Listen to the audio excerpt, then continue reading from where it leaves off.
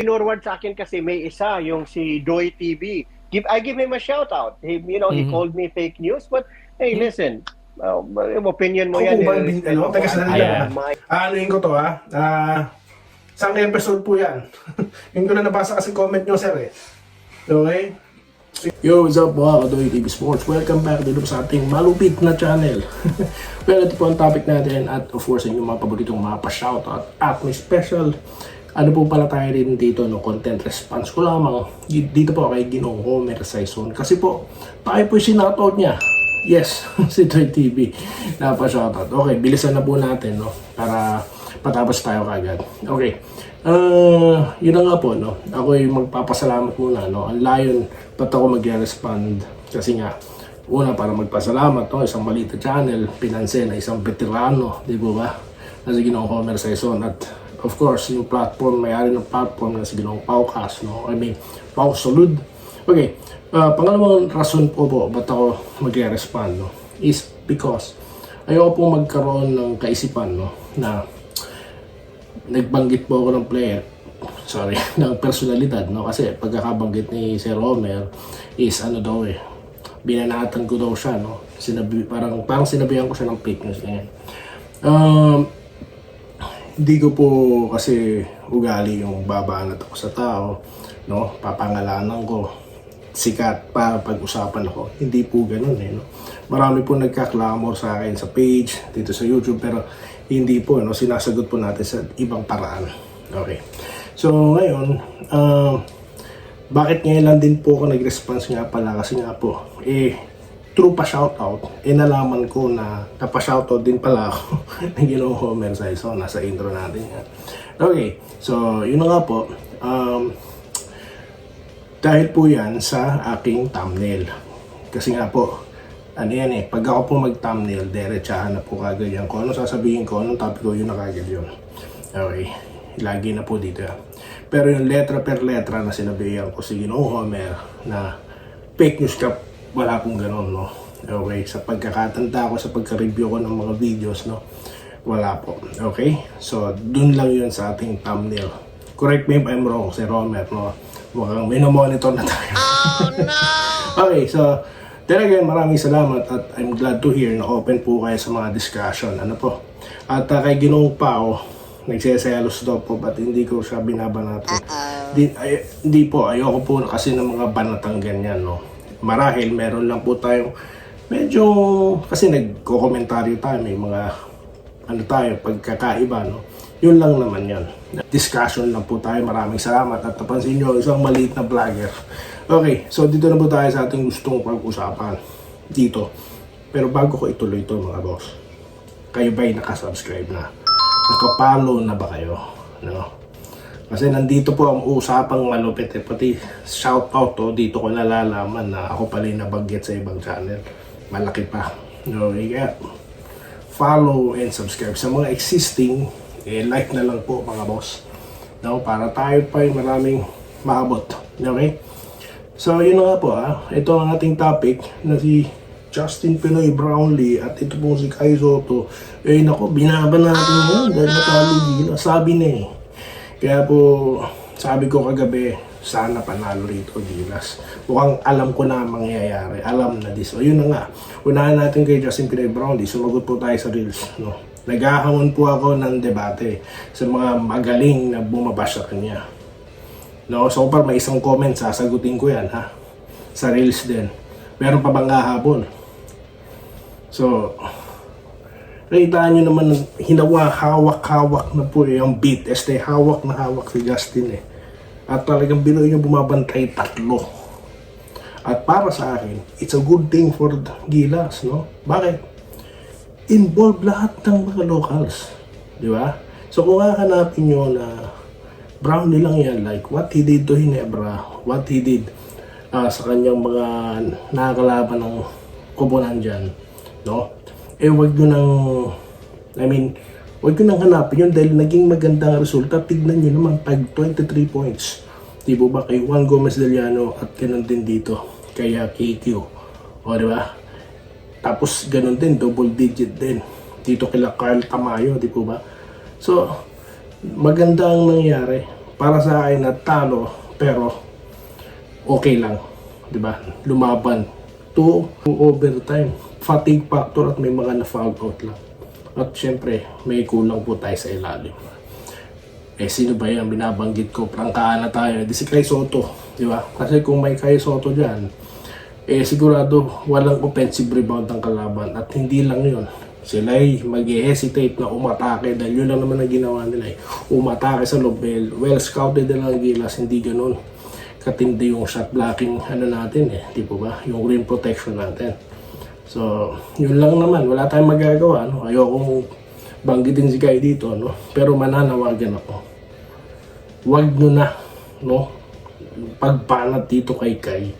Baka mamaya magretiro na yan. Baka mamaya magnegosyo lang din yan.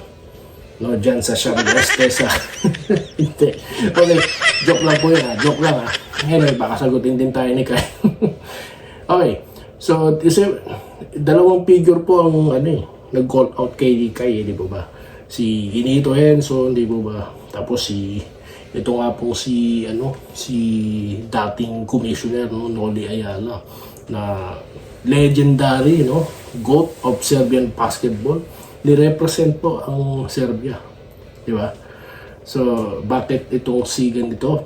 Parang yun ang naging tanong dun sa mga batikos or sa mga sa mga sinabi ng mga kilala about kay Kai, no? Okay.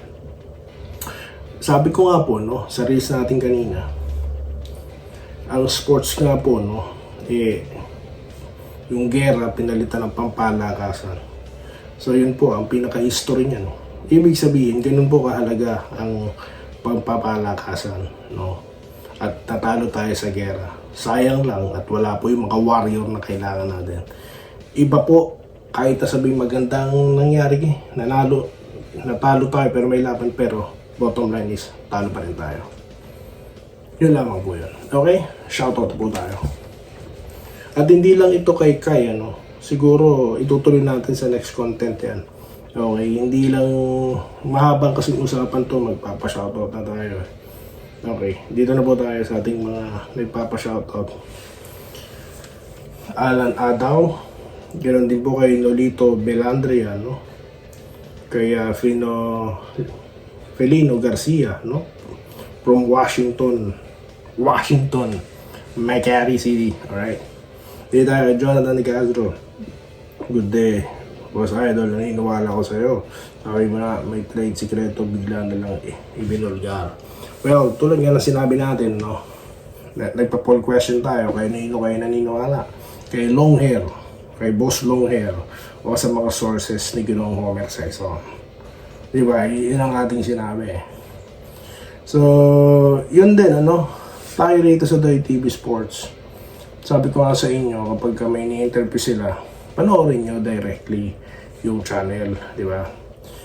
Baka kasi pag ginamit pa ng mga fake news vloggers yan, mag-iba pa ang translation, mag-iba pa yung ibig sabihin, di ba? So at least kayo mismo, kayo nang bahala umintindi. Okay? Alright, dito tayo kay Francis Palumayan. Congratulations to Gilas. Yun nga, isa pa po sa mga binabanat ewan ko, sa bagay di naman importante dahil for sure di naman marunong sa basketball siguro or anyhow lang, mema lang or hater siguro na tune up lang daw magaling ang Gilas.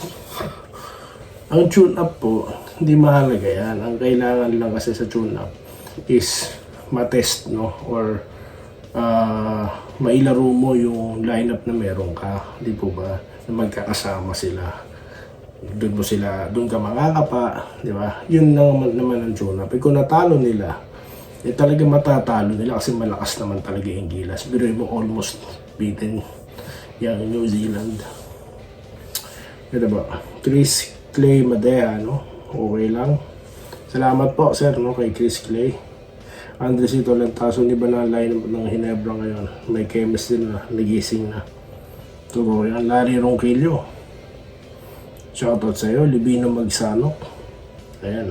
So napa-shoutout ko na pala si Ginong Christian Arahan, di po ba? Sa mga members po natin dito, maraming salamat. Kay Sir Joseph Pineda, Ma'am Minerva Nimba, Ma'am Irene Quiles, no? At Clodoaldo Brasitillan, ako ba, ang dami pa, Vincent Nava, Wenceslao Hapon. Sa mga, ayan po, sa mga forward po sa atin, nagsabi sa atin na nabanggit tayo, no? Salamat sa inyo, ha. Ganyan po kahalaga ang pa-shoutout. Kaya kung tinatapos niyo yung content, nandyan po ang mga importante, no? Na kasi kasama kayo sa content ko eh. 'Di ba nakalagay nga diyan, comment mo content ko. Dahil yung mga sinasabi nyo, binabasa ko din talaga dito. At kung di ako nakakasagot sa mga comment through reply, napapansin nyo yan. Kasi gusto ko basahin dito eh. Kaya almost everyday nagko-content tayo. Basta may time, gagawin natin. Dahil ako, na-motivate tayo because of you guys, no? Ulit-ulit ako na kwento, Archie Macarang, Tolit, Stalag, sila lang magkakausap kami sa live. Nagulat na lang ako, ayan, ang dami na. At ayan na, di ba? Yung iba nag-respond pa sa atin. So ayun, maraming salamat sa inyo lahat. Mabuhay po kayo, no? At let's support Gilas. Pag-usapan po natin New Zealand, and then Australia kalaban, no, boss.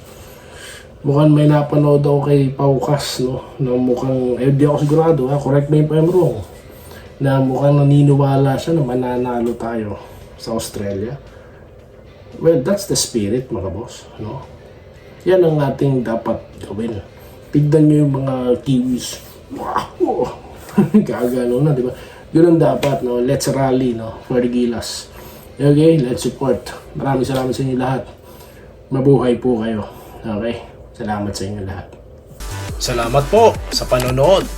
Subscribe na para sa mga susunod na basketball at boxing videos.